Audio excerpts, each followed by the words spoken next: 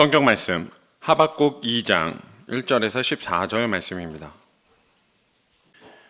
내가 내 파수하는 곳에 서며 성로에 서리라. 그가 내게 무엇이라 말씀하실는지 기다리고 바라보며 나의 질문에 대하여 어떻게 대답하실는지 보리라 하였더니, 여호와께서 내게 대답하여 이르시되 너는 이 묵시를 기록하여 판에 명백히 새기되 달려가면서도 읽을 수 있게 하라. 이 묵시는 정한 때가 있나니 그 종말이 속히 이르겠고 결코 거짓되지 아니하리라. 비록 더딜지라도 기다리라. 지체되지 않고 반드시 응하리라. 보라, 그의 마음은 교만하며 그 속에서 정직하지 못하나 의인은 그의 믿음으로 말미암아 살리라. 그는 술을 즐기며 거짓되고 교만하여 가만히 있지 아니하고 스올처럼 자기의 욕심을 넓히며, 또 그는 사망 같아서 족한 줄을 모르고 자기에게로 여러 나라를 모으며 여러 백성을 모으나니, 그 무리가 다 속담으로 그를 평론하며 조롱하는 시로 그를 풍자하지 않겠느냐. 곧 이르기를 화 있을진저 자기 소유 아닌 것을 모으는 자여 언제까지 이르겠느냐. 볼모 잡은 것으로 무겁게 짐진 자여 너를 억누를 자들이 갑자기 일어나지 않겠느냐. 너를 괴롭힐 자들이 깨어나지 않겠느냐. 내가 그들에게 노략을 당하지 않겠느냐. 내가 여러 나라를 노략하였으므로 그 모든 민족의 남은 자가 너를 노략하리니, 이는 내가 사람의 피를 흘렸으며 또 땅과 성읍과 그 안의 모든 주민에게 강포를 행하였음이니라. 재앙을 피하기 위하여 높은 데 깃들이려 하며 자기 집을 위하여 부당한 이익을 취하는 자에게 화 있을진저, 내가 많은 민족을 멸한 것이 내 집에 욕을 부르며 내 영혼에게 죄를 범하게 하는 것이 되었도다. 담에서 돌이 부르짖고 집에서 들보가 응답하리라. 피로 성읍을 건설하며 불의로 성을 건축하는 자에게 화 있을진저, 민족들이 불탈 것으로 수고하는 것과 나라들이 헛된 일로 피곤하게 되는 것이 만군의 여호와께로 말미암음이 아니냐. 이는 물이 바다를 덮음같이 여호와의 영광을 인정하는 것이 세상에 가득함이니라.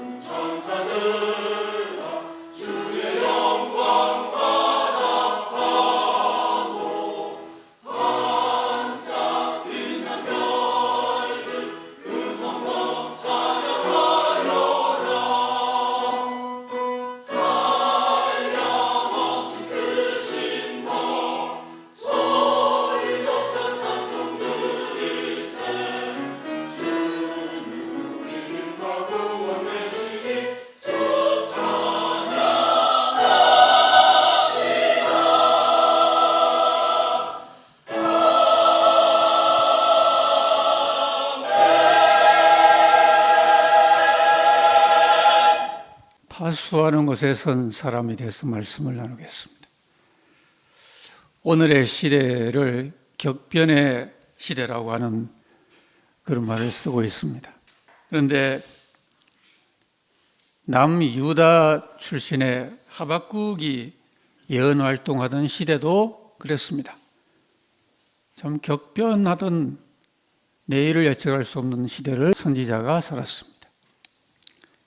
남유다는 왕조의 말기에 이르게 되고요. 그 당시 강대국은 바벨론이었는데 그 강한 나라가 부상하던 그런 시대의 변천기를 맞았습니다. 하박국 선지자가 둘러보니 나라 안에 그래도 선민이라고 부름받던 그 유다 백성들 가운데 공의가 실종되고요. 의인이 악인에게 삼켜집니다. 거대 악에게서 공격받는 그런 시대가 되고 말았습니다.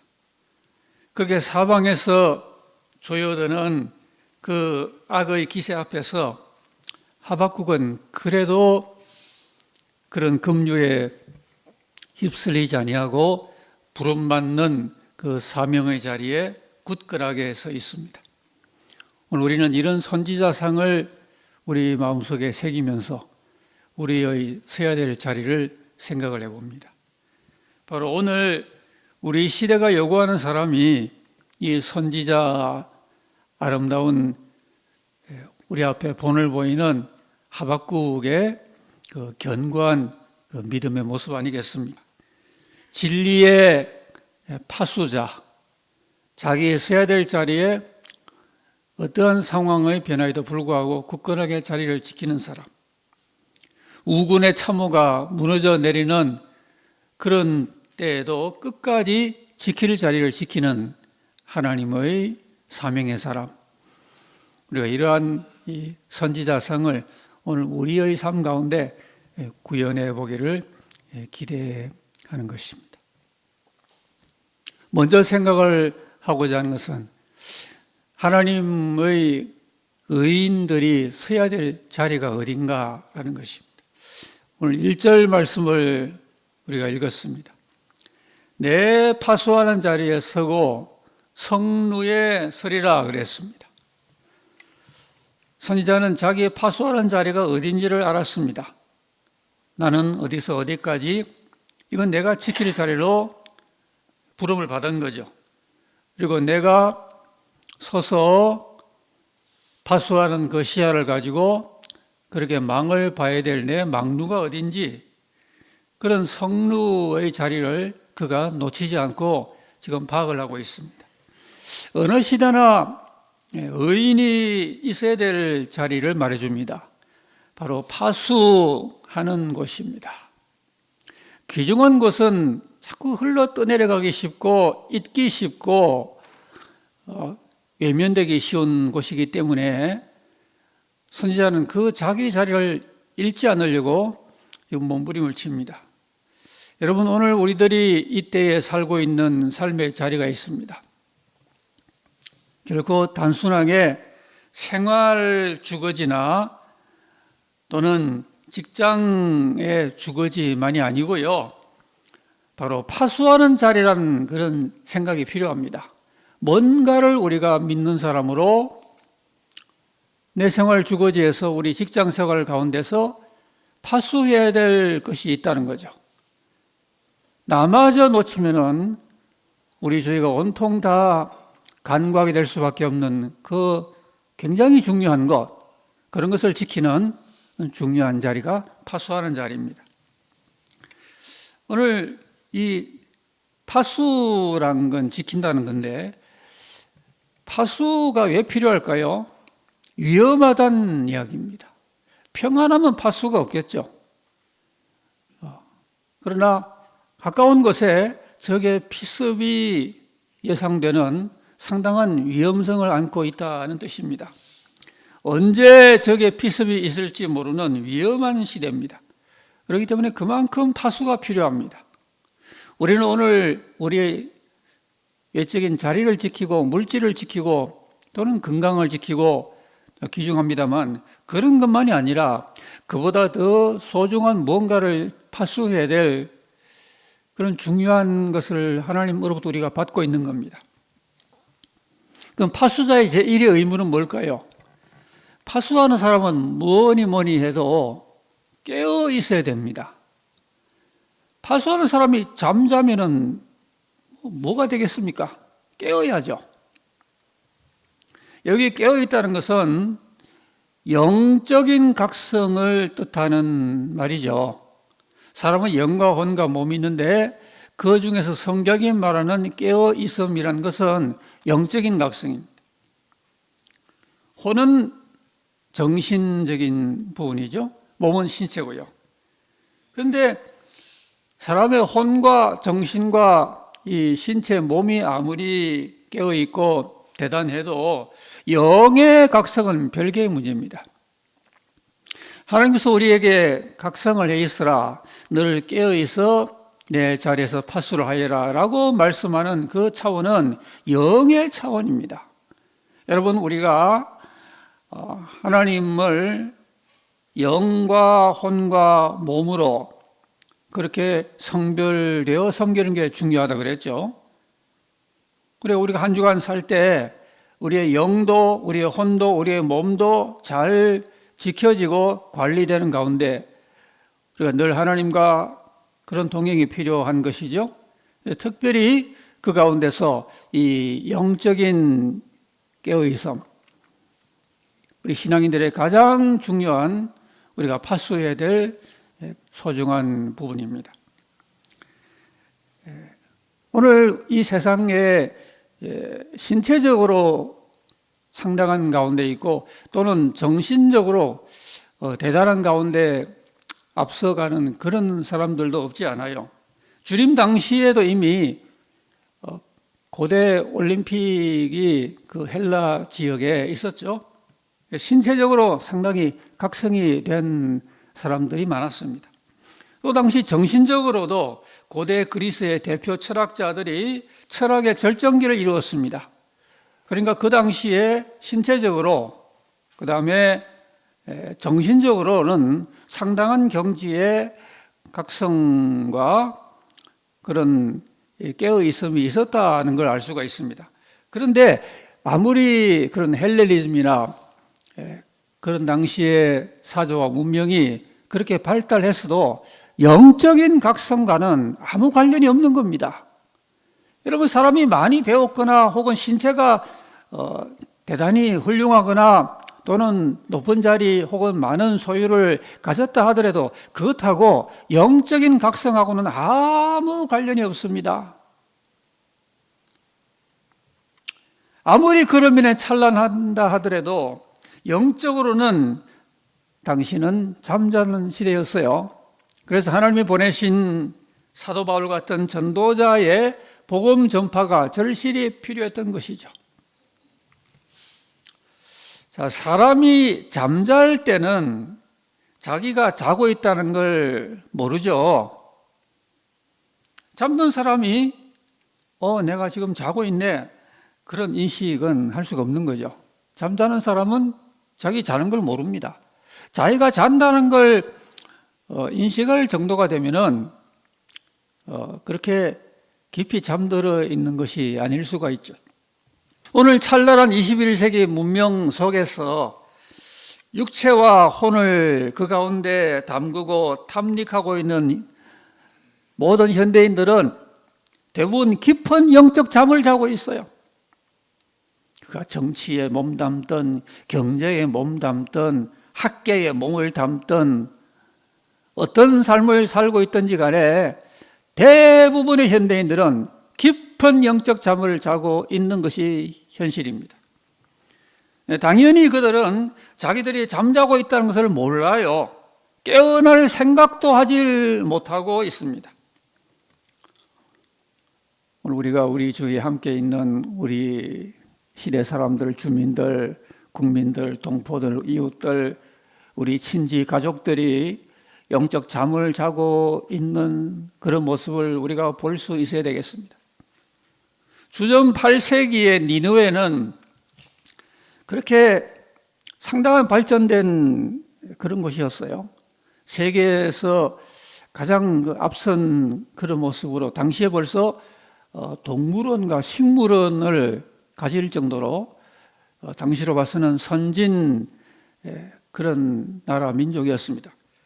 그러나 그런 니느웨가 약탈이 만연했고요, 우상 숭배가 만연했고, 폭력과 신전 매춘 같은 부도덕한 핵인들이 공공연하게 자행이 되었습니다. 하나님 앞에 심판과 멸망 직전이었습니다. 그래서 하나님이 그들에게 보내신 선지자가 요나였죠. 요나가 뭐라고 외칩니까? 40일이 지나면은 이 성이 무너진다. 하나님이 그 말만 하라 그랬어요. 다른 말 아무 말도 하지 말고 이 메시지만 하면은 그러면은 사람들이 깨어날 것이다. 하나님이 성령으로 예비하신 가운데 선지자에게 각성의 메시지를 외칠 사명을 주셨습니다. 요나가 이 말씀을 전하니까 전례 없는 각성이 임해서 온 성이 회개했습니다.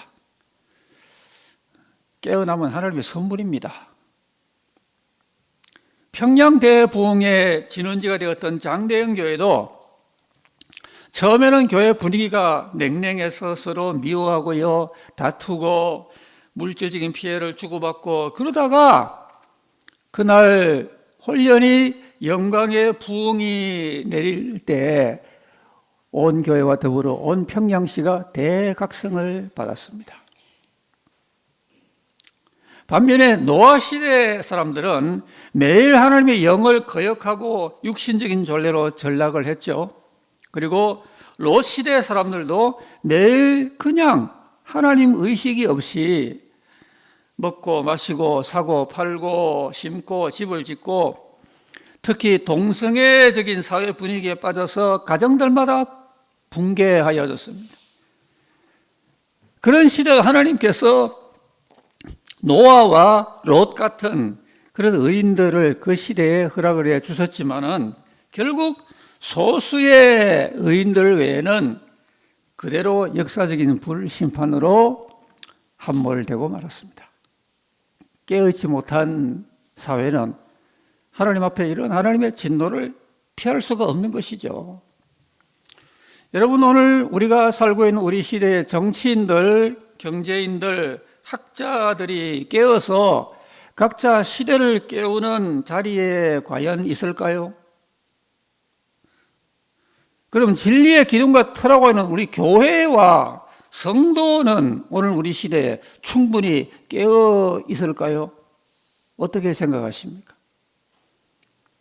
우리 교회 성도들은 주일학생부터 노성도까지 과연 이 시대에 충분히 하나님 앞에 말씀과 더불어 깨어 있어야 될 만큼 깨어 있는가요? 나 자신은 충분히 깨어 있나요? 에베소 5장 14절 말씀에 잠자는 자여 깨어서 죽은 자들 가운데 일어나라. 그리스도께서 내게 비치시리라. 성경은 하나님 말씀 받는 그 영혼들에게 잠자는 자라고 말합니다. 잠자는 자여 깨어서 하나님 말씀 받고 그리스도의 빛을 받으라고 말씀하는 거죠. 이 시대에 우리 예수 믿는 기독인들은 세상과 더불어 함께 잠자는 자가 되면 안 됩니다. 파수하는 사람들이 되어야 됩니다. 내 있을 자리가 어딘지를 잘 알고요. 그래서 백성들을 위하여 파수하려면은 나부터 깨어 있어야죠. 내가 잠자는데 누굴 깨우겠습니까? 어떤 가정이 가정적으로 잠을 잔다면은 그 중에 식구 한 사람이라도 깨어 있어야지, 나마저 잠들면은 그 잠든 가정을 누가 깨웁니까? 만약에 그래서는 안 되지만 한 구역이 어쩌다가 전부 잠들고 있어요. 그러면은 구역장이나 혹은 구역 안에 누구라도 깨어 있어야지, 다 잠들면은 그 잠든 구역 누가 깨웁니까? 온 교회가 진리의 기둥과 터인데 만약에 예를 들어 온 교회가 전부 다 잠들어 있는 가운데, 그런 가운데 신앙생활 한다고 하고 예배한다고 한다면은 그 중에 누군가 깨어서 깨어 있음을 외쳐야지, 그런 외침이 없다면은 그 잠든 교회를 누가 깨우겠습니까? 한국 교회가 과연 깨어 있나요? 잠들어 있나요? 우리가 하나님께 물어봐야 되겠습니다. 우리 가정이 어떤지 물어봐야 되겠습니다.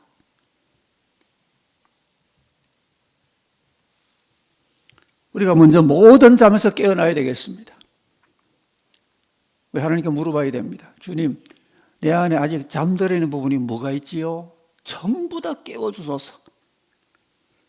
그리고 성내 백성을 깨우는 그런 자리에 우리가 견고하게 다시 그 자리로 찾아가야만 할 것입니다. 의인이 있어야 할 자리가 파수하는 자리입니다.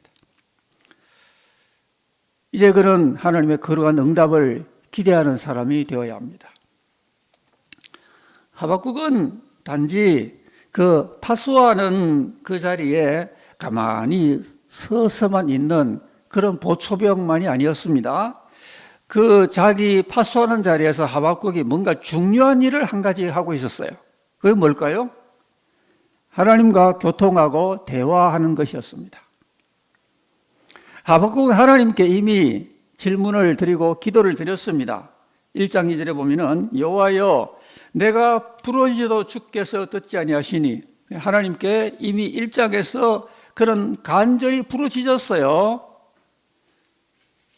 그런 하박국의 그 망가진 시대에 하나님께 부르짖는 하박국 같은 선지자가 한 명이라도 있다는 게 시대의 축복이죠. 시대의 희망이죠.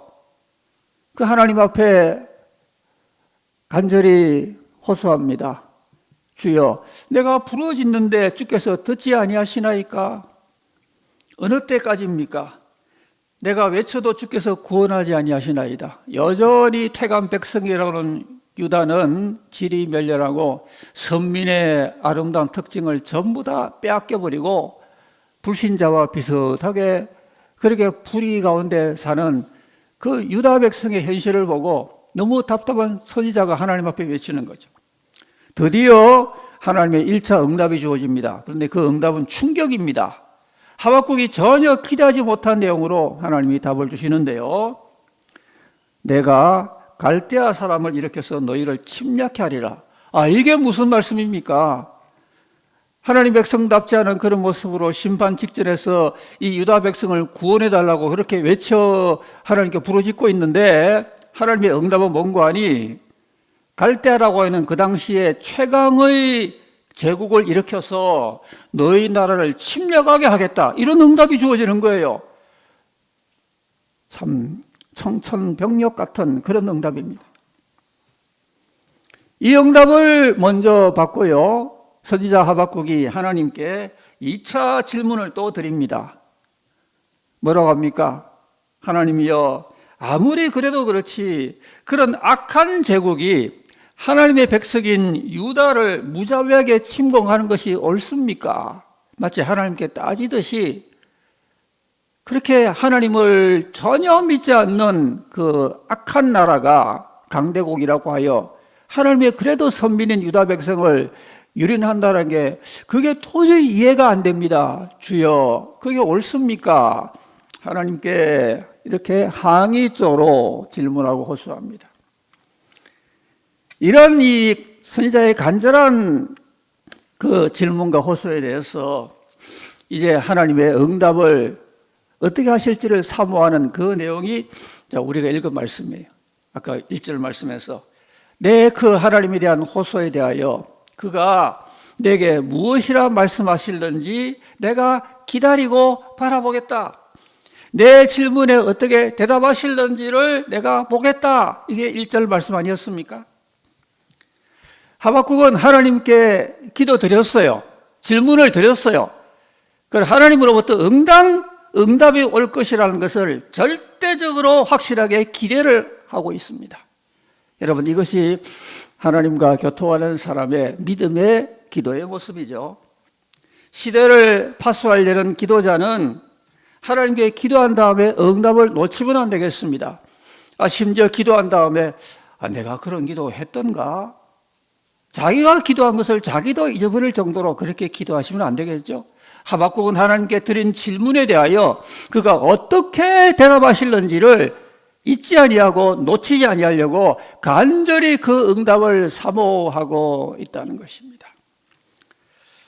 오늘 우리들도 하나님께 기도를 드렸으면은 하나님께서 우리에게 뭐라고 말씀하실는지, 하나님이 내 기도에 어떻게 대답하실는지를 보리라 하는 이런 집요한 기도 응답의 기대가 필요합니다. 하나님은 믿는 사람이 예수 이름으로 기도하면요 절대로 잊지 아니하십니다. 우리가 잊으면 잊었지 하나님은 잊지 아니하세요. 그럼 우리가 내가 하나님께 발설에 올려드린 그 기도에 대하여 어떻게 대답하실는지 내가 그 기도의 줄을 놓치면 안 되겠죠? 오늘 영적인 경성의 동력을 계속 받기 위해서 가장 필요한 게 하나님과 끊임없는 이 믿음의 교통과 교제입니다. 여러분, 중요한 사람과 우리의 관계가 끊어지면 사회적인 고통이죠. 그러나 그보다 억만 배 이상 중요한 하나님과 나와의 실질적인 기도와 대화의 교제와 교통의 줄이 끊어지면은 그보다 더 낭패가 없습니다. 그러면은 시대를 깨우기는커녕 내 영혼도 깨울 수가 있겠습니까? 우리 목장 공부를 지금 하고 있는 그 한창 다루는 교재가 그 타이틀이 그리스도와의 교제죠. 교제, 교통. 그래서 우리가 지지난번에 나눈 그 내용은 성경 말씀을 통한 교제. 오늘 오후에 나눌 내용은 기도를 통한 교제. 그렇습니다. 우리가 하나님과 교제할 수 있는 아주 강력한 두 가지 툴이 바로 이겁니다. 하나는 성경 말씀을 가지고 하나님과 대화, 하나는 기도를 통하여 하나님과 대화. 굉장히 중요한, 우리 목숨보다 더 중요한 하나님과 대화할 하나님과의 교제의 수단이고 통로인 것입니다. 여러분, 말씀과 기도가 없이 이 시대의 가정, 우리 교회 부서와 우리 교회와 나라를 파수하는 자리에 설 수가 있겠습니까? 말씀과 기도가 없다면은 이미 그 사람은 적의 은밀한 피습에 노출되고 있고 경보를 울리지도 못하고 당할 수도 있어요. 이 시대에 생명보다 귀중한 말씀과 기도, 기도와 말씀. 오늘 우리가 이 두 가지가 저와 여러분의 매일의 영적 삶의 현장에 있어야 된다는 걸 우리 잊지 맙시다. 신자에게 말씀 떨어지고 기도 떨어지면 아무것도 안 남는 겁니다. 우리 교회는 저 유치부 아이 때부터 기도하는 법, 말씀 묵상하는 법을 훈련하여야 될 것입니다. 뭐든지 훈련해야 제대로 하는 거죠. 여러분, 주방에서 뭘 하나 요리를 해도 처음부터 잘 됩니까? 훈련을 할 때 아주 훌륭한 요리를 할 수 있는 것과 같이 세상의 모든 것들도 인간은 신이 아닌지라 훈련을 통하여 완성을 향해 나아가는 것이죠. 오늘 우리 성도들이 기도도 더 온전할 필요가 있고 말씀 묵상이 더 온전할 필요가 있습니다. 바빠 이러면서 기도 훈련 안 하고 말씀 묵상 훈련 안 하면은 하나님 앞에 우리 영혼에 남는 게 없는 거예요. 우리들이 그러한 응답을 기대한다면은 주님과 나와의 이 말씀과 기도의 교통과 교제를 꿈에도 잊지 않는 그런 마음과 그런 훈련과 그런 사모하는 마음으로 계속하여 우리 하나님과 우리의 영적인 관계가 증진되고 성숙하게 이어나갈 수 있어야 되겠습니다. 그러한 응답을 기대하는 사람입니다. 마지막은 그런 응답의 메시지를 받아내는 사람인데요. 하박국은 하나님 앞에 기어코 응답을 받아냅니다. 여러분, 이 시대에 성공하는 사람은 무슨 금광을 발견한 사람이 아니고 선거에서 이겨 높은 자리에 올라가는 사람이 아니고요. 그런 것들은 있어봐야 있다가 없어지는 거예요. 이 시대에 하나님 앞에 성공하는 사람은 하나님께 기도 응답을 받아내는 사람입니다. 하박국은 끈질기게 하나님을 우러러 바라보더니 하나님은 그의 믿음을 상수셔서 놀라운 응답을 세 가지를 오늘 본문에서 주고 계십니다. 첫째는 묵시의 응답을 하박국이 받았어요. 오늘 우리들도 참 이 응답이 중요합니다. 하나님은 하박국에게 어떤 가르침을 주시기 전에 묵시를 주세요. 묵시라고 하는 말은 환상, 이상이란 그런 뜻인데요. 하나님의 직접적인 계시를 뜻합니다. 하나님께서 내가 이 시대 앞에 작정되었으니 이렇게 하리라라고 자기 종을 통하여 자기 할 일을 나타내어 드러내어 주시는 걸 묵시라 그럽니다. 하박국이 이걸 받았어요. 이걸 받으면은 시대를 알고 이걸 받지 못하면은 알 수 없는 거죠. 계시란 그 시대를 향한 하나님의 하실 일을 선포하시는 것입니다. 하나님 앞에 작정이 되었다는 거죠. 하나님은 모든 일을 작정하시고 그리고 작정한 그 일을 행하시는 하나님이시죠. 하나님께서 자기의 작정한 그 일을 하박국에게 묵시로 알려주시는 것이죠.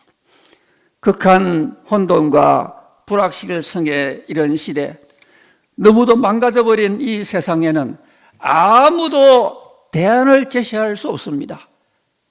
오늘 이 시대를 참으로 온전하게 승리할 수 있는 그 출구를 누가 우리에게 제시할 수가 있겠습니까?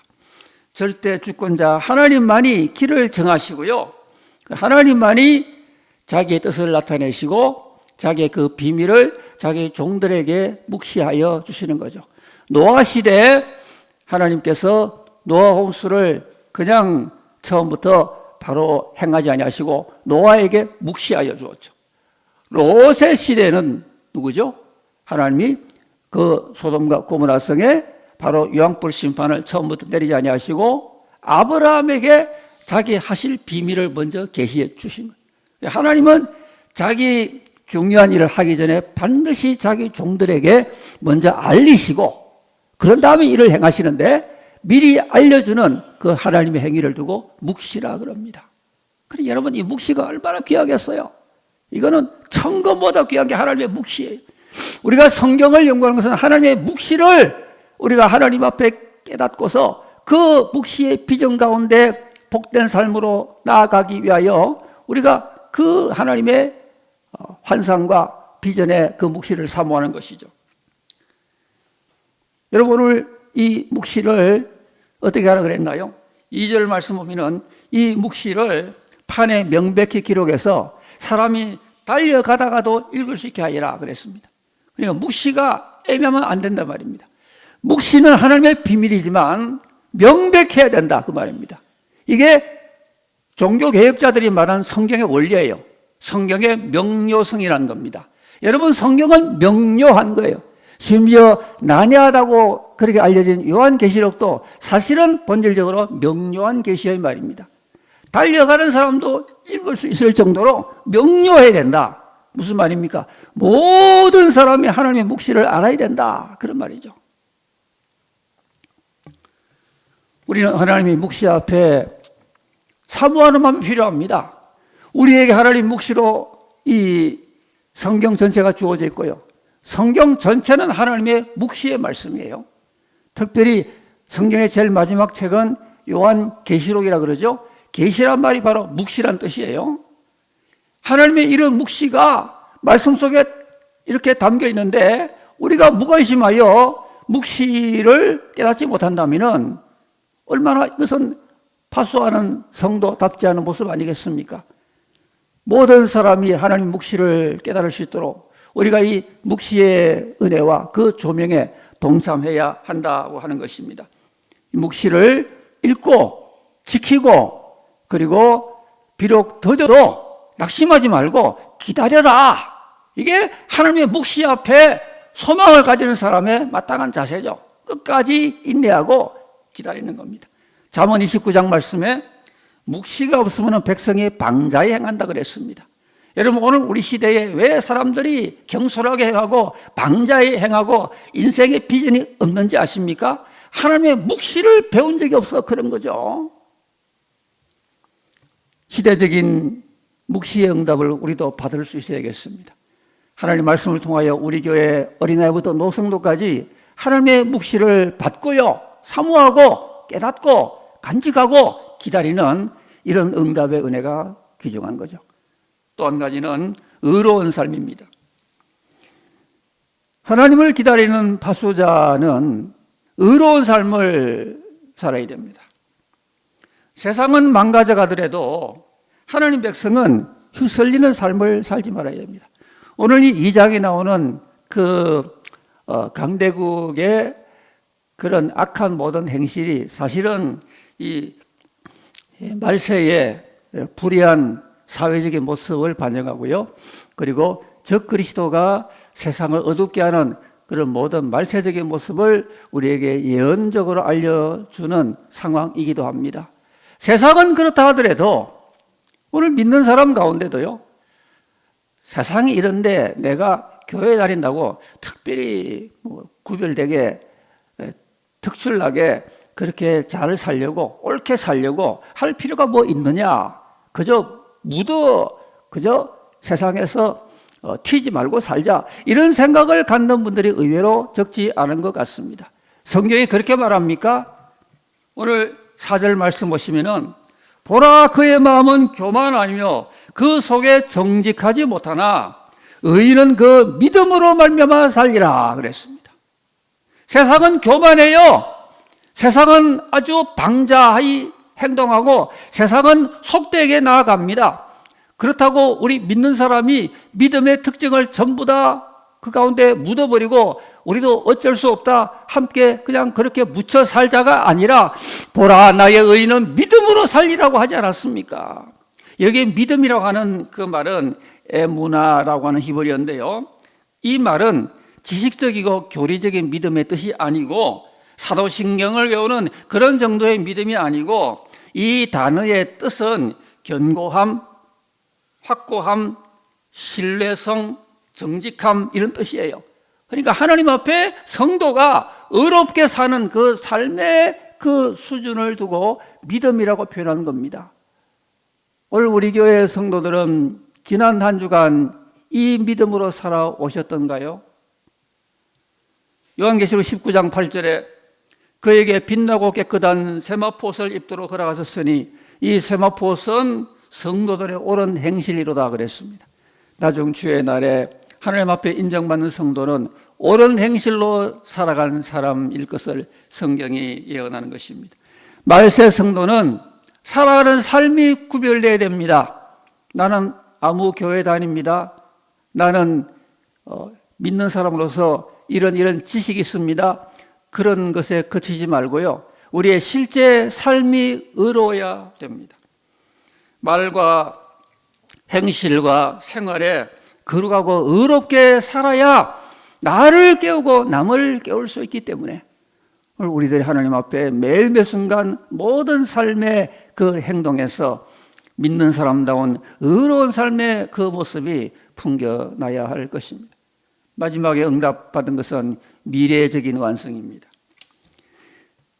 하박국이 하나님께 기도했더니 14절 말씀에 엄청난 소망의 응답을 또한 받았습니다. 물이 바다를 덮음같이 여호와의 영광을 인정하는 것이 세상에 가득할 것이다. 엄청난 응답입니다. 궁극적인 응답입니다. 하나님께서 하나님의 때가 되면은 물이 바다를 덮음같이 하나님의 영광이 온 세상을 덮을 때가 올 것이다.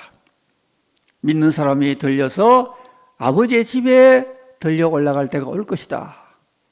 우리가 이 소망을 응답받을 때 진정한 소망인으로 살 수가 있는 것입니다. 주님은 요한복음 14장에서 근심에 빠져있는 제자들에게 말씀하셨죠. 너희는 마음에 근심하지 말아라. 하나님을 믿고 나를 믿어라. 내 아버지 집에 있을 곳이 많다 그랬습니다. 이 궁극적인 소망을 마음에 품어야 이 시대에 휩쓸리지 않습니다. 우리가 깨어있는 자가 되고요, 나를 깨우고 남을 깨우고 우리도 이 세 가지 응답, 묵시의 응답과 의로운 삶의 능력과 궁극적 소망의 환상을 응답으로 받고 이 시대에 우리 세대를 파수하는 자리에 단단히 깨어서 나를 지키고 가정을 지키고 교회를 지킬 수 있는 모두가 될 수 있기를 주의 이름으로 기원합니다.